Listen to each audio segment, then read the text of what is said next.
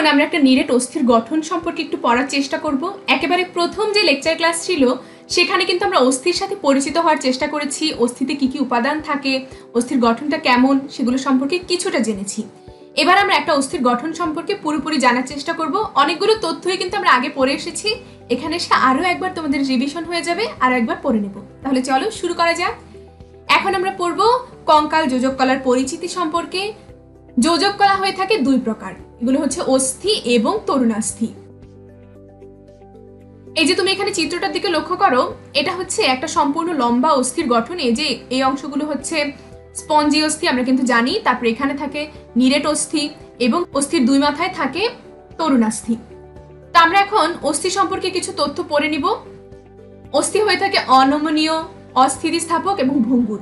অনমনীয়, অস্থিতিস্থাপক এবং ভঙ্গুর মানে হলো, তুমি তোমার কানটাকে একটু মোচড়ানোর চেষ্টা করো তো, এক জায়গা থেকে আরেক জায়গায় নিতে পারছো, এটা আবার পরবর্তীতে আবার আগের শেপে চলে আসছে। কিন্তু তুমি যদি তোমার হাতের হাড়টাকে একইভাবে মোড়ানোর চেষ্টা করো তাহলে তোমার হাতটা কি ভেঙে যাবে না? তাহলে ওইটাই কথা, যে তোমার হাতটাকে তুমি চাইলেই কানের মতো করে নাড়াতে পারবে না বা কানের মতো করে মোচড়াতে পারবে না। তাহলে তোমার এই অস্থিটা হচ্ছে অস্থিতিস্থাপক, অর্থাৎ এটার মধ্যে কোনো স্থিতিস্থাপকতা নেই এবং এটা খুবই ভঙ্গুর একটা অস্থি। তুমি যদি জোরে বাড়ি দাও তাহলে কিন্তু তোমার হাতের অস্থি ভেঙে যেতে পারে। এরপর এই অস্থিটা কিন্তু আমাদের দেহের সর্বাপেক্ষা সুদৃঢ় কলা, অর্থাৎ এটা বেশ শক্ত এবং সুদৃঢ়। এই তথ্যটা একটু মনে রাখতে পারো, ক্যালসিয়ামের 97% জমা থাকে আমাদের অস্থিতে। আমাদের দেহের মোট যত ক্যালসিয়াম আছে তার 97% অস্থিতে জমা থাকে। এগুলো কিন্তু আমরা পড়ে এসেছি এর আগে। অস্থির জৈব পদার্থ কি সেটাও পড়েছি, কোলাজেন নামের প্রোটিন এবং অসিমিউকয়েড বা মিউকোপলিস্যাকারাইড পড়ে এসেছি প্রথম ক্লাসে। অস্থির অজৈব পদার্থ calcium, potassium, phosphorus, sodium, magnesium ইত্যাদি লবণ, এই তথ্যগুলো পড়ে এসেছি। এখন নতুন যে তথ্যগুলো জানবো সেগুলো হচ্ছে অস্থিকোষ। অস্থিকোষ হয়ে থাকে তিন প্রকার, সেগুলো হচ্ছে অস্টিওব্লাস্ট, অস্টিওক্লাস্ট এবং অস্টিওসাইট। সাইট মানে হলো সেল, তাহলে অস্টিওসাইট মানে হলো অস্থির কোষ। এটা হচ্ছে পরিণত যে কোষগুলো থাকে অস্থিতে তাদেরকে বলা হয় অস্টিওসাইট। ব্লাস্ট মানে হলো শিশু, যেমন আমরা নিডোব্লাস্ট সম্পর্কে পড়েছি। নিডোব্লাস্ট হলো হাইড্রা নিডোসাইডের একেবারে শিশু অবস্থা যেটা, সেটা। তাহলে অস্টিওব্লাস্ট মানে হলো একেবারে অস্থির যে শিশু কোষগুলো থাকে সেগুলো অস্টিওব্লাস্ট। আর অস্টিওক্লাস্ট হলো এমন কিছু পদার্থ যেগুলো কি করে, অস্থির যে সমস্ত পুরাতন কোষগুলো রয়েছে, অদরকারী যে কোষগুলো রয়েছে তাদেরকে ধ্বংস করে দেয়, তাদেরকে ভক্ষণ করে ফেলে। অর্থাৎ অস্টিওক্লাস্টটা হলো আমাদের অস্থির ম্যাক্রোফেজ জাতীয় পদার্থ।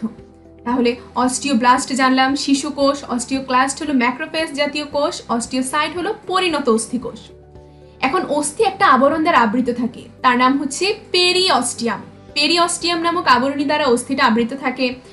পেরি মানে হলো আবরণ, যেমন তোমার হৃৎপিণ্ডের আবরণের কথা একটাবার চিন্তা করো তো, হৃৎপিণ্ডের আবরণের নাম কি ছিল? পেরিকার্ডিয়াম। তেমনি অস্থিকে যেটা আবরণ দিয়ে রাখে তার নাম হচ্ছে পেরিঅস্টিয়াম। ওকে, এরপর অস্থিকোষ, অস্থি যে কোষগুলো রয়েছে অস্টিওব্লাস্ট, ক্লাস্ট, সাইট, এই সবগুলো কোষ ল্যাকুনাতে অবস্থিত। ল্যাকুনা জিনিসটা কি, আমরা এই স্লাইডটা পরেই আমরা একটা অস্থির গঠন জানবো, সেখানে আমরা দেখতে পারবো যে ল্যাকুনা জিনিসটা আসলে কি। এই যে আমাদের দেহে অস্থি গঠিত হচ্ছে, অস্থির যে গঠন প্রক্রিয়া তার নাম হচ্ছে অসিফিকেশন। তাহলে এই শব্দগুলো এখান থেকে মনে রাখবা, এই যে অস্টিওব্লাস্ট, ক্লাস্ট, সাইট, পেরিঅস্টিয়াম, ল্যাকুনা, আর হচ্ছে অস্থি গঠনের যে প্রক্রিয়া তার নাম অসিফিকেশন। এখান থেকে এই তথ্যগুলো মনে রাখলে এনাফ। পরবর্তী স্লাইডে আমরা একটা অস্থির গঠন সম্পর্কে পড়বো, একটা নিরেট অস্থির গঠন।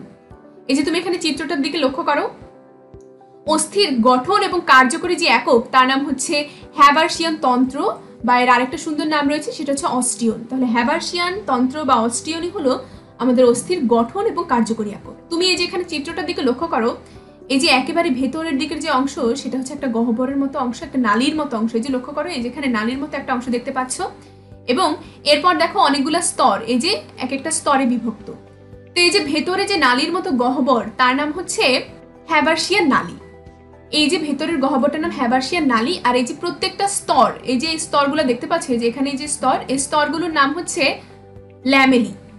তাহলে এই যে নালীটা দেখতে পাচ্ছ ভেতরের নালীটার নাম হচ্ছে হ্যাবার্সিয়ান নালী। তাহলে হ্যাবার্সিয়ান নালী চারদিকে 5 থেকে 15টা স্তরে বিভক্ত চক্রাকার স্তর, এই স্তরগুলোর নাম হচ্ছে ল্যামেলি। তাহলে ল্যামেলি পেয়ে গেলাম, হ্যাবার্সিয়ান নালীও পেয়ে গেলাম। এরপর প্রত্যেকটা ল্যামেলায় ল্যাকুনা নামের এক ধরনের জিনিস থাকে। এই যে তুমি এখানে লক্ষ্য করো, এই যে এখানে ভেতরের দিকে হচ্ছে হ্যাবার্সিয়ান নালী এবং চারদিকে ল্যামেলা।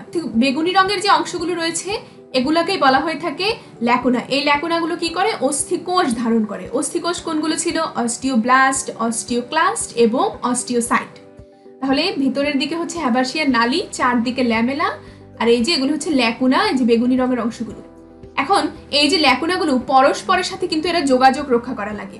তো এরা পরস্পরের সাথে যোগাযোগ রক্ষা করার জন্য এক ধরনের নালীর মাধ্যমে যোগাযোগ রক্ষা করে, তাদেরকে বলা হয় ক্যানালিকুলি।